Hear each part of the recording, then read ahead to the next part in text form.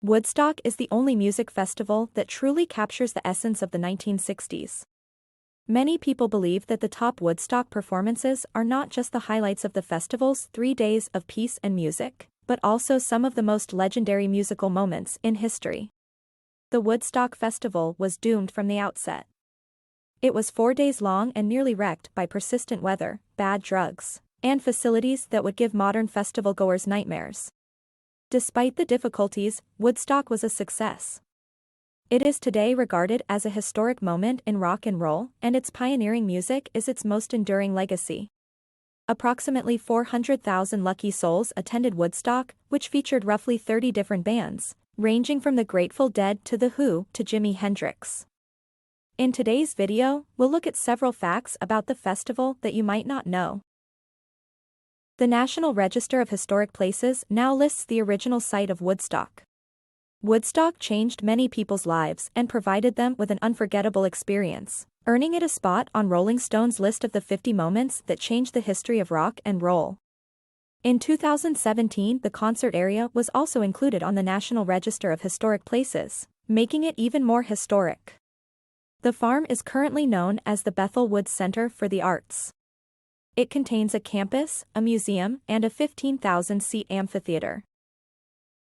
Where is the name from? The festival was known by several names, including the Bethel Rock Festival and the Aquarian Music Festival, but the term Woodstock was derived from the area of Woodstock, New York, which was home to a group of artists and musicians, including Bob Dylan. The gig that nearly broke Carlos Santana's sanity. Carlos Santana once took acid immediately before the biggest performance of his life, and it forever impacted his career. In an interview, he stated that he would never do it again and that it was a surreal experience. But that doesn't negate the fact that he performed in front of thousands of people like a true god. Carlos and the band were backstage before their performance when one of the producers, who were already high, approached the group and offered them LSD. Hoping they'd have enough time to recover from the high before heading out, they took it. But before sobering up, they got forced onto the stage without warning.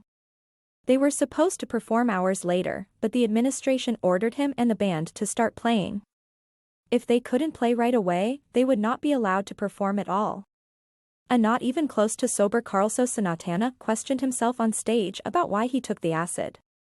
While on stage, he glanced around for something to grip onto since his entire world was spinning like it had never spun before. He begged God for assistance while having hallucinations of his guitar resembling a big snake. He got famous for making the most strange faces while attempting to appear rational. Only true gods can play as perfectly as he did that day. Woodstock was saved by a farmer.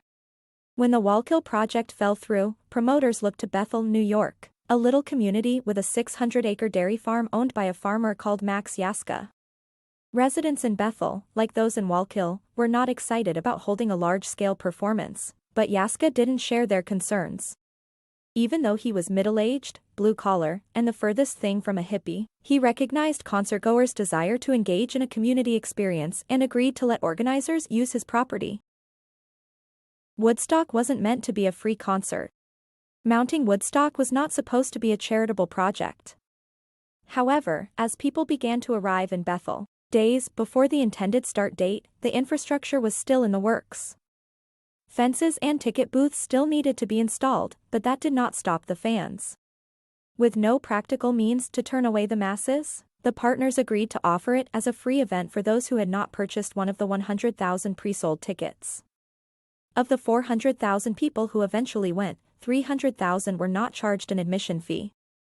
The overall number of attendees would have been higher if not for traffic delays. Some even walked for kilometers to get to the place. Jimi Hendrix got $18,000 to perform. Booking big names was not cheap. Jimi Hendrix was the highest paid performer at Woodstock, receiving $18,000. That's approximately $146,000 in 2022 adjusted for inflation. Creedence Clearwater Revival received $10,000 as the first scheduled musician. Joe Cocker was paid a pittance of $1,375, while The Who was given $6,250. Quill, on the other hand, received the smallest payment of $375. Woodstock's musical acts needed to be helicoptered in. The traffic leading up to the event was so bad that Sweetwater, who were supposed to open the festival, did not arrive on time. The band was helicoptered to the grounds so they could go on second. A number of other performers took to the skies to avoid the traffic jams. Woodstock's crowd was actually very well behaved. Despite Wallkill and Bethel's fears about guests' expected misbehavior, there were almost no incidents of violence at the festival. The chief of police in nearby Monticello, Lou Yank, called them the most kind, considerate, and well-behaved group of kids I have ever met in my 24 years of police work.